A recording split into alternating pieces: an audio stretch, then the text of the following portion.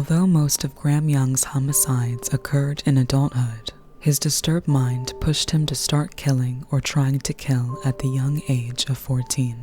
Hadn't he been released from his first conviction, the following victims would have lived.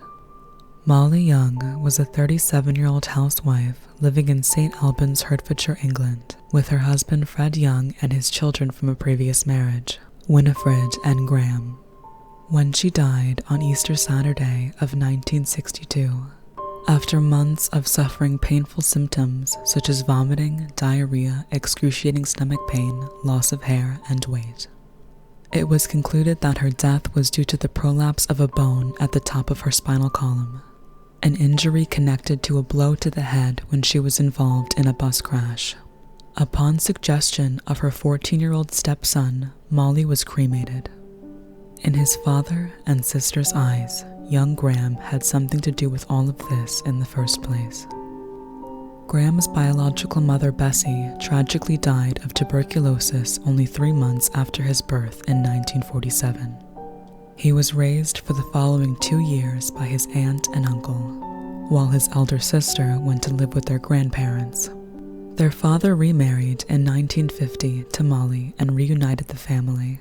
The separation from his aunt's household caused little Graham a big distress.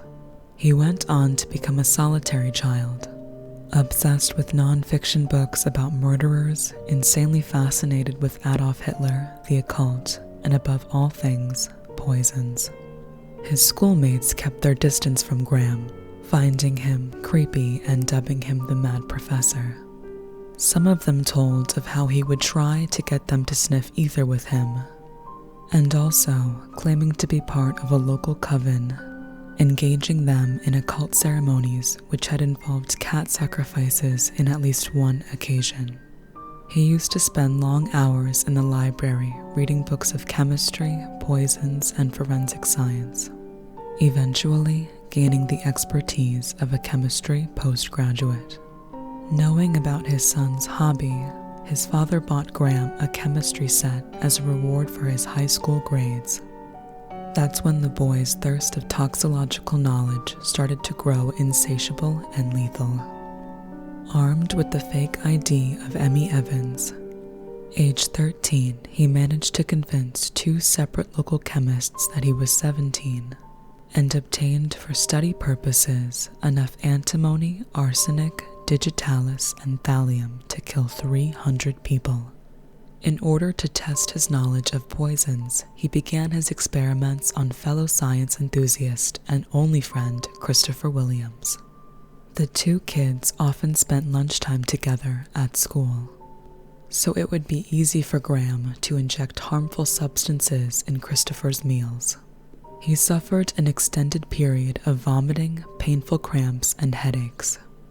Doctors couldn't diagnose his illness, just suggested that the symptoms were those of a severe migraine. Christopher was lucky to survive, as Graham decided that he and other school friends didn't satisfy his scientific curiosity anymore. He needed to keep tabs on the symptoms, so he started to focus on someone he could observe at closer quarters, his own family. In November 1961, Graham served a cup of tea to his sister Winifred, but she found it so bitter that she threw it away. Later that day, she felt sick on the train to work and was rushed to the hospital. Doctors concluded that she had been poisoned with belladonna. Fred Young, even if doubtful, just thought that his son had inadvertently contaminated the food and did nothing but warn him to be more careful. It didn't take long until his wife Molly became ill, more and more until that fatal Easter Saturday.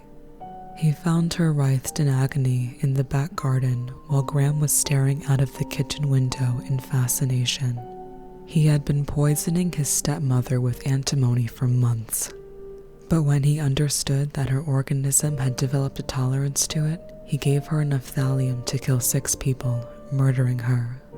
He kept on poisoning his family members, his father included, who suspected his guilt but still didn't take any action. It was Graham's school chemistry teacher, Jeffrey Hughes, the one who reported him to the police upon searching the boy's school desk.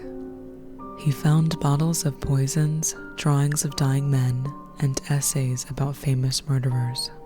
Thinking it was for a job, Graham was interviewed by a police psychiatric in disguise, who, in order to ascertain his mental state, persuaded the boy to talk about his expertise with poisons, and later reported his horrified findings to the authorities. At first, when he was arrested in May 1962, Graham denied his guilt, but later broke down and admitted to have poisoned his father, sister, and friend, Christopher Williams. "It grew on me like a drug habit," he said, except it was not me who was taking the drugs. No charges were brought against him for Molly's death, since it was impossible to get useful evidence from her ashes.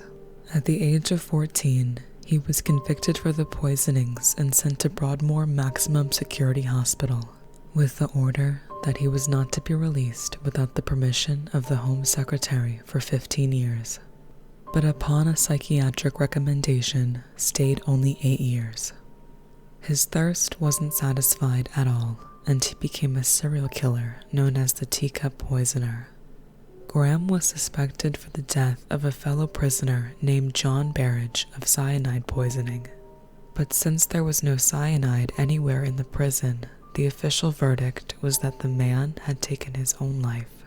He tried to poison the staff by putting bleach in the coffee, and probably planned to poison nearly 100 people with a cleanser that was found in the communal tea urn.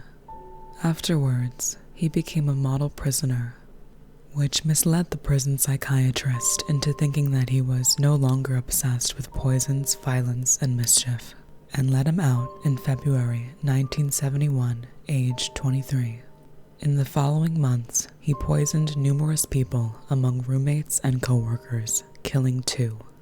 Bob Eggle, 59 years old, and Fred Biggs, 60 years old. Both of them suffered savagely and met gruesome deaths.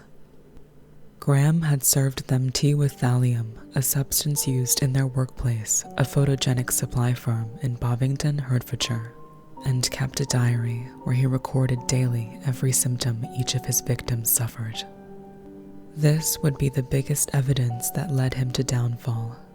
Following the suspicions the firm doctor had on him after a discussion they had about thallium poisoning, he was arrested in November that same year, and his trial took place in June 1972. A reporter stated that Graham came across as incredibly creepy, that he just had this unnerving aura about him. For him, the whole thing was just one big chemistry experiment, said his defense attorney, Peter Goodman. Although the young man was confident that there wasn't enough evidence to prove beyond doubt that only he could have administered the poisons, so much so that he confessed his guilt to the police only to deny it in court.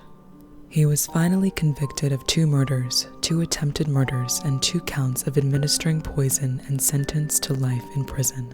He served his sentence in the maximum security Parkhurst prison on the Isle of Wight, a place reserved for Britain's most dangerous prisoners.